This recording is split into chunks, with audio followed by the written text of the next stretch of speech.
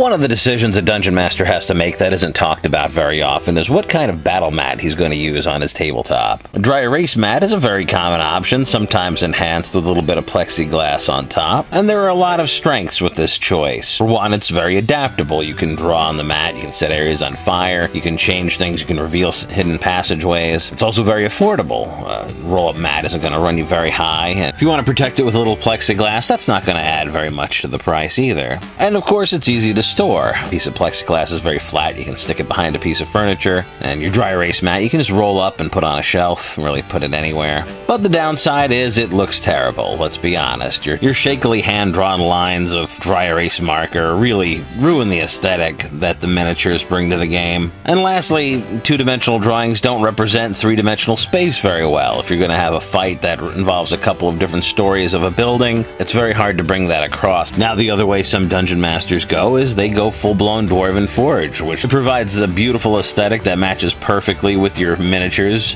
It gives you that sense that they're actually in a little bit of a miniature fantasy world. Just being three-dimensional, it represents three-dimensional space quite well. If you need to fight on a stairway, or if on a couple of floors of building, there's nothing abstracted. But Dwarven Forge and Hearst Arts have their downside too. For one, they're very costly. You need to make a real investment to get this amount of pieces you need to really put a real dungeon together. And it's hard to store, so you need some room for it. And lastly, it's not very adaptable. You can't really change it on the fly. So today I want to show you an option that combines the strengths of both and the weaknesses of neither. Something that's adaptable, affordable, easy to store, looks great, and also works well to represent three-dimensional space. And this is my take on DM Scotty's Dungeonblocks concept. With these black painted foam EVA blocks, you can put together any kind of ancient structure you can imagine, whether it be a bridge, a temple, Stonehenge, a gateway, a stairway. You name it, you think of it. It's only limited by your imagination. They're so modular.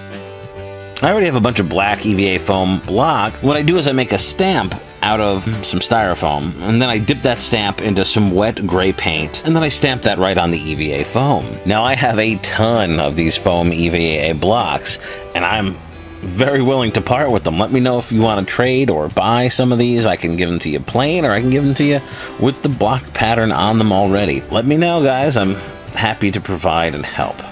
Anyway, if you'd like to see more pictures of projects like this, please visit us on our Facebook page, the Miniature Mashup page. Also, if you'd like to support the channel, please consider donating to my GoFundMe campaign. I've got the links for both in the description below.